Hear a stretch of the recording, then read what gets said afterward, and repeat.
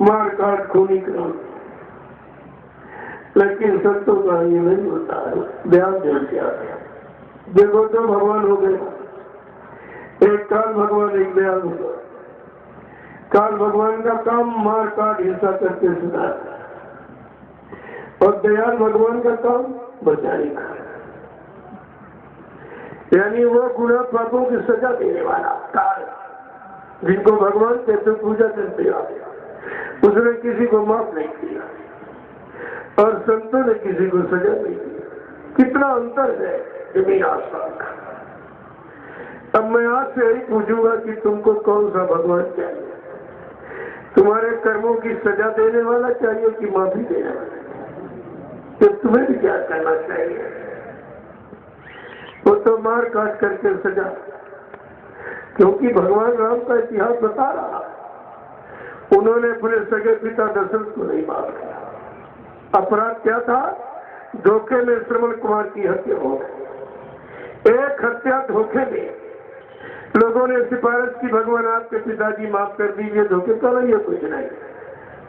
मैंने कर्मों का विधान बनाया है, मैं अपने विधान संविधान सिद्धांत में कभी समझौता नहीं करता हूं। उन्होंने माफ नहीं किया अपने पिता। तुम्हारा कोई रिश्ता है गांव से जो तुमको माफी मिल जाएगी?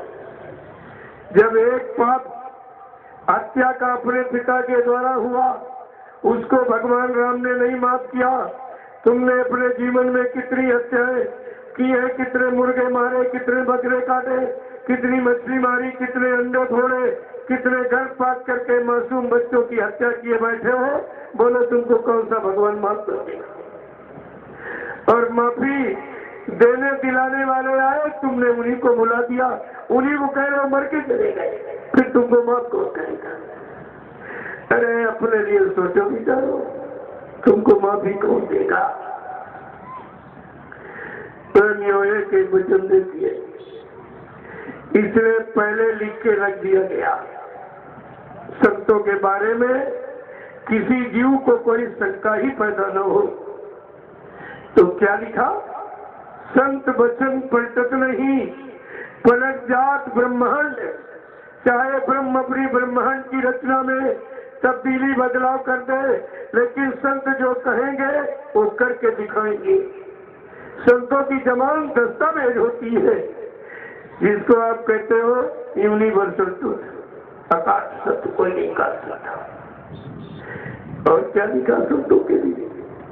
संत लेख पर मेख मारे, मेटे अंक को अंग भालते। जो ब्रह्मा ने कलम चला दी हमारे आपके पाप पुण्य कर्मों की सजा लाभ देने की, संत महापुरुष सेवा करा के उस ब्रह्मा के कलम का लिखा अक्षर जिसको भाग किस्मत कहते हो, उसको भी मेट देती है। ये है शक्ति सामर्थ्य सदगुरु ने आ गया। आपको तो अपने मतलब की चीज पकड़ के रखनी चाहिए, लेकिन कुछ नहीं।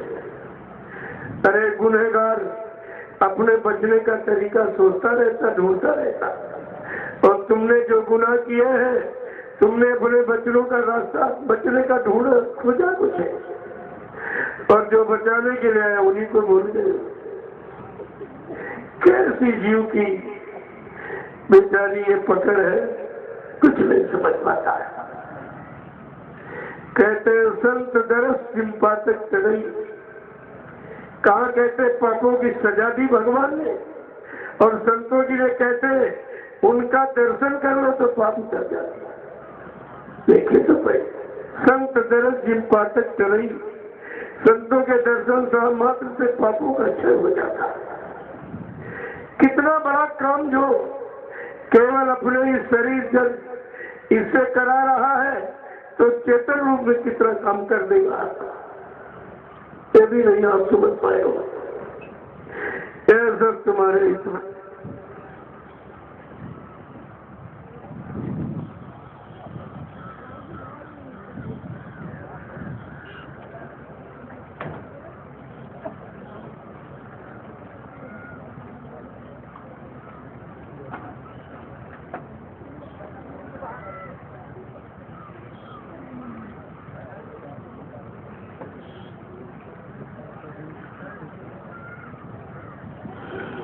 देखो इसको भी हटाना पड़ेगा कल, ये नहीं काम कर पाएगा। करते करते उसको काफी मुनाफा हो गया, उसकी भी समझ में कुछ नहीं सत्संग आया, सड़ा गड़ा उठा पर उठा के लगा दिया, बस पैसे चक्कर में घूम रहा है। ये नहीं पता कि ये बच्चन नहीं हो पाए तो कितनी बड़ी सजा मिलेगी। ये लखों जीव आए हुए, ये सब बदुआ देंगे, जो हुआ वो भी तोरा बिगड़ जाएगा। बार बार समझा के कहा जा रहा है यहाँ कोई जरूरत नहीं है, लेकिन सब ठीक रहेगा। जब कार्यक्रम कोई मांगता पहले मेरा कोई खर्च नहीं, ना मुझे कोई रुपया पैसा चाहिए, मैं किराए का टट्टू थोड़ी हूँ, लेकिन साउंड अच्छा रखना, क्योंकि प्रेमियों के काम तक आवाज पहुंचानी हो, मेरा दूसरा कोई काम नहीं। ये सब चीजें यहाँ बराबर है। एक को मत रखो हमेशा, जो हमेशा रहता वो व्यापारी हो जाता, वो समझता मेरे सिवाय इनको कोई दूसरा मिलेगा, हिम्मत नहीं करता। तो इस बात को ध्यान में रखिए। साउंड पहले ही एकदम ऐसा हो जो बीच में, क्योंकि तुम्हें तो मालूम नहीं है ये कहानी किससे नहीं किताब से पढ़े जाते, फिर बंद कर दो फिर पढ़ दो। ये तो दया की धार आ रही ऊपर से। सदगुरु दयाल जीवों के कानों तक क्या पहुंचाना चाहते, तुम तो इस रात को समझते नहीं कुछ, तुम्हें तो कुछ ये मालूम नहीं है ये सब कहाँ से क्या खेल हो रहा है, कैसे जीवों के लिए बचाने का प्रयास किया जा रहा है। और मतलब ये समय से इन पर दया हो जाए का काम हो जाए, बच जाए ठीक है, नहीं तो ये अभियान बार बार थोड़ी चलेगा। एक बार 60 साल आपको सुनाया गया, फिर उसकी की पुनरावृत्ति की जा रही है बार बार, फिर आपको कि हो सकता भूल गए तो फिर याद कर लो, लेकिन हर बार माफी थोड़ी होती है, तो एक बार भूल चूकी क्षमा हो जाती है। तो ये बराबर ध्यान में रखिए आप। और 1959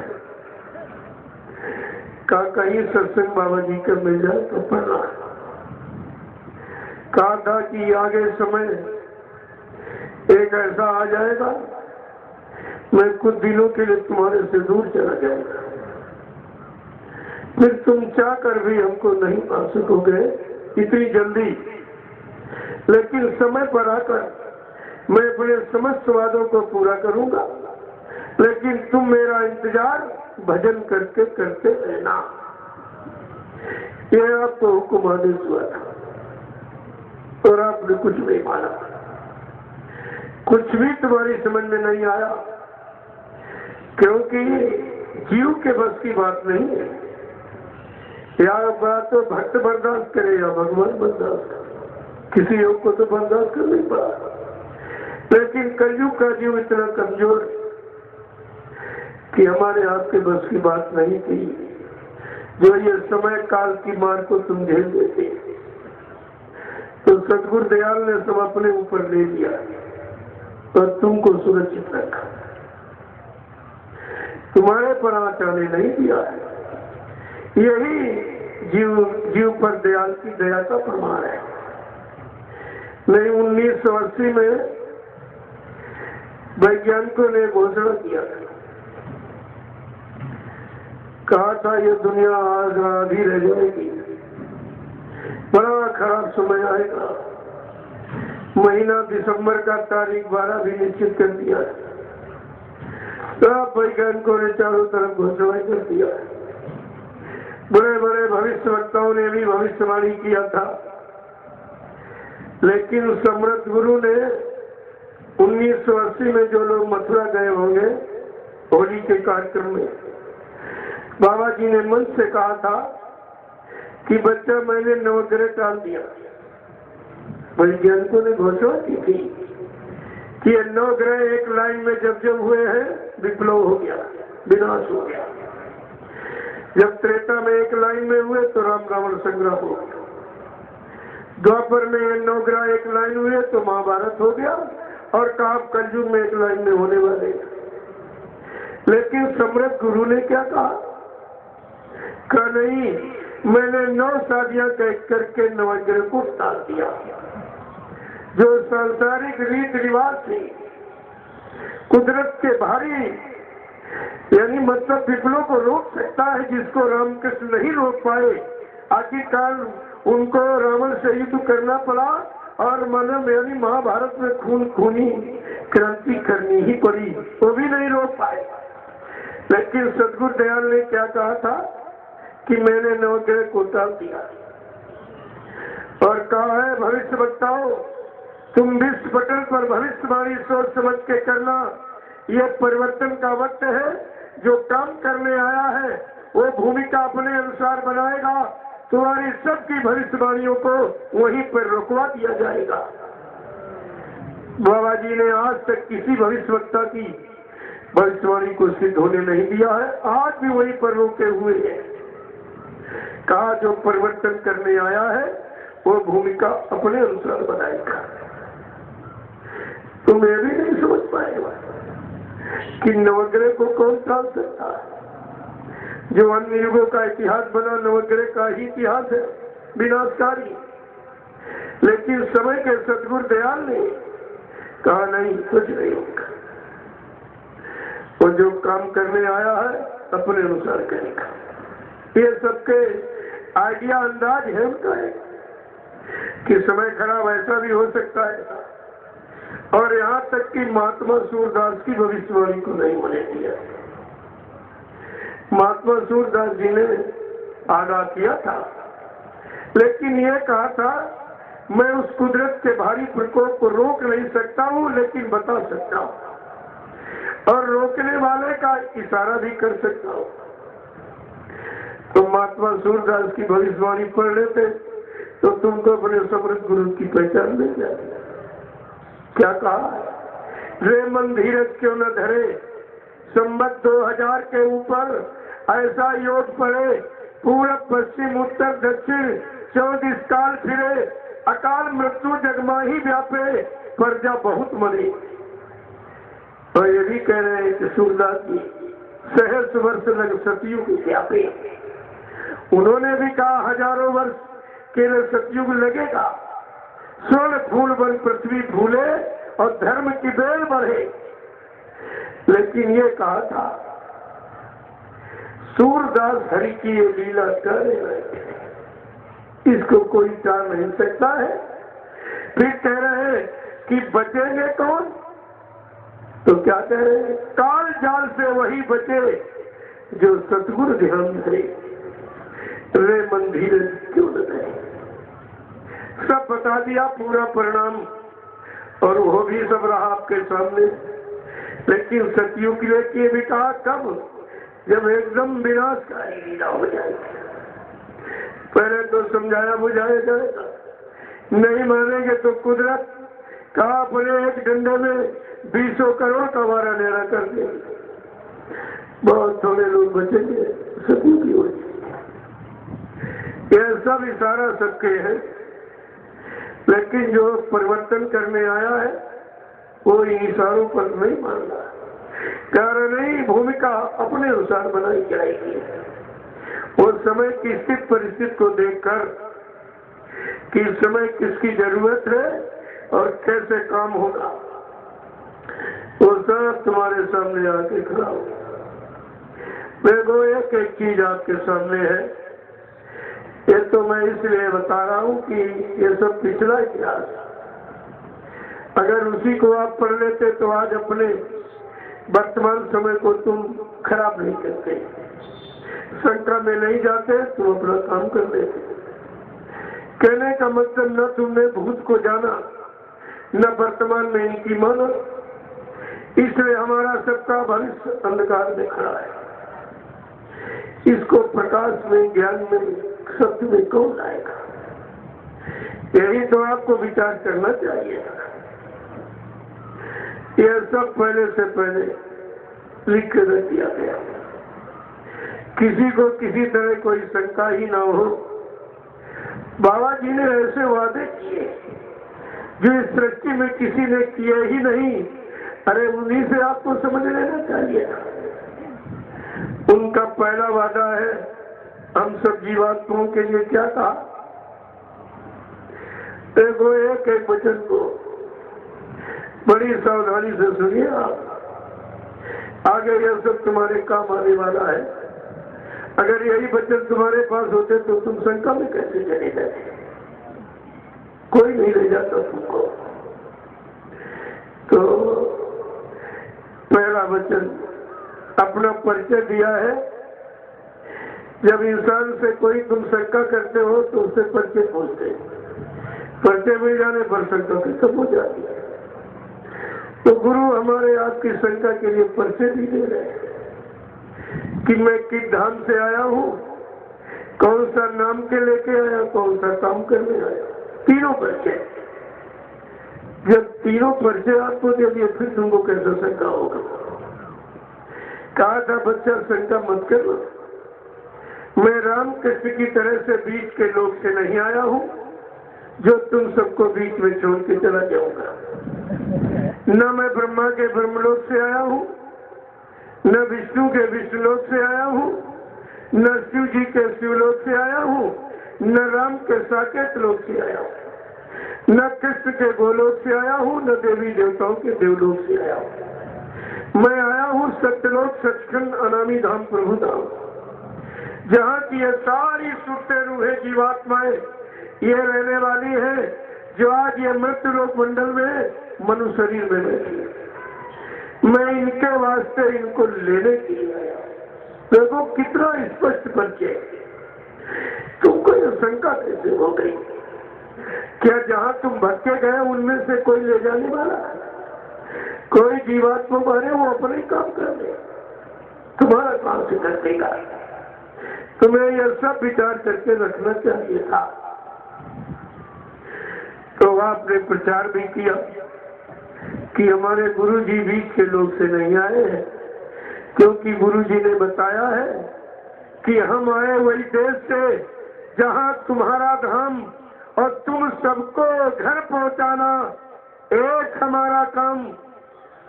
जब काम भी बता दिया, धाम भी बता दिया, नाम भी बता दिया, तब फिर आपको शंका क्या रहेगा इसमें? और कहा तुम सबको घर पहुंचाना, तो क्या सब लोग पहुंच गए? क्या सबकी जीवात पहुंचे? कभी तो कुछ नहीं हुआ, कुछ भी शुरुआत भी नहीं हुई। और लोभी लालचियों ने अपने लोभ लालच स्वार्थ के लिए झूठा प्रचार कर दिया हिंदुस्तान में कि बाबा जी शरीर छोड़ के चले गए। इनको ये भी नहीं, काम तो कुछ हुए नहीं। और जो काम कहा ये कोई इंसान कर सकता नहीं, किसी की तो उसकी बात ही नहीं है। तो तुम्हें तो इन वचनों को पकड़ के रखना चाहिए था कि जब तक एक एक वचन पूरा नहीं हो जाए मैं किसी की बात नहीं मानूंगा। आपको ये सब पकड़ के रखना चाहिए। तो लेकिन कुछ नहीं कहा। तुम गुरु कह रहे तुम सबको घर पहुंचाना एक हमारा काम, और चेलों ने गुरु को पहले ही पहुंचा दिया। तो उनसे पूछो इन जीवात्माओं को कौन पहुंचाएगा? इनको कौन ले जाएगा? किसके पास नाम जहाज है जो बैठा के ले जाएगा? आपके अंदर जरा सी अगर जिज्ञासा पैदा हो जाए तो इन सबका बोलना बंद हो जाएगा, कुछ नहीं कर सकते। अरे झूठ की कितनी बात होगी। तो देखा कि कलयुग का जीव है, शायद मेरे एक वचन वादे को न समझ पाया, तो गुरु ने हमदर्दी में आके दूसरा वादा क्या कहा कि भल चाहो तो चेतो आए लगा दी नाव, और बहुरी बहुरी पछताओगे फिर ना ऐसो जाओ। एकदम खुलासा कि ये जीवात्मा अगर तुम अपना भला चाहती हो, मैंने भवसागर पार करने के लिए तुमको तुम्हारे घर पहुंचाने के लिए मैंने नाम की नौका लगा दी। तुम विश्वास के साथ इस पर बैठ जाओ, अपने घर की तरफ चल पड़ो। इसमें तुम्हें करना ही क्या था? केवल बैठना था, वो भी नहीं कर पाए। इससे सरल युक्ति जीवात्माओं के लिए और कौन सी हो सकती है? और भविष्य के लिए भी कह रहे हैं कि फिर न ऐसो दाव मारे अवसर चांस मौका, फिर तुम्हारे लिए इस तरह हमदर्दी का लेके कोई नहीं आएगा। ऐसे गुरु मिले नहीं कबहू, फिर ऐसा गुरु धरती पर कभी नहीं आएगा। फिर भी तुम्हारी समझ में नहीं आया, जब कभी आएगा नहीं तो काम कौन करेगा? तुमको अपने काम की अंदर में जिज्ञासा होनी चाहिए थी, लेकिन तुम कुछ समझ ही नहीं पाए। केवल मथुरा में जाते रहे, मथुरा में लगा था मेला, मेला में बन गए चेला। आज मेला खत्म, चेला खत्म, कोई चेला गुरु का दिखाई देगा? चेलों के चेले गुरु का चेला कौन थे? नामदान गुरु ने दिया, हाथ गुरु ने पकड़ा, वादा गुरु ने किया, और चले कहाँ गए वो? जहाँ कुछ नहीं। अरे जिनके पास गए वो भी तो चेला इसी गुरु का। जब गुरु नहीं कर पाए वो चेला कहाँ से करते? ये भी तो तुम्हें विचार करना चाहिए था। लेकिन तुम्हारे पर भी काल का पूरा पहला, वो कुछ समझने ही सोचने नहीं देगा तुमको, तुम करोगे कैसे? प्रेमियों, गुरु ने देखा कलयुग का जीव अल्पायु अल्पज्ञ भोगी विलासी है, शायद मेरे दो वादे को न समझ पाया हो, तो हमदर्दी में आके गुरु ने तीसरा वादा किया हमारे आप। क्या कहा कि भाव सागर भरमो नहीं, ये प्रताप हमार, अरे निश्चय करके मान ले तो तुरंत उतारू पार। इसमें तुम्हारे लिए रह क्या गया था? तुम्हें अपने घर ही तो जाना था, लेकिन जीव भजन करके जा पाता, और सदगुरु ने कहा कुछ नहीं, भजन भी नहीं, न आंख बंद करना, न कान बंद करना, न माला घुमानी, तुम्हें ये कुछ नहीं करना, केवल मेरे बच्चे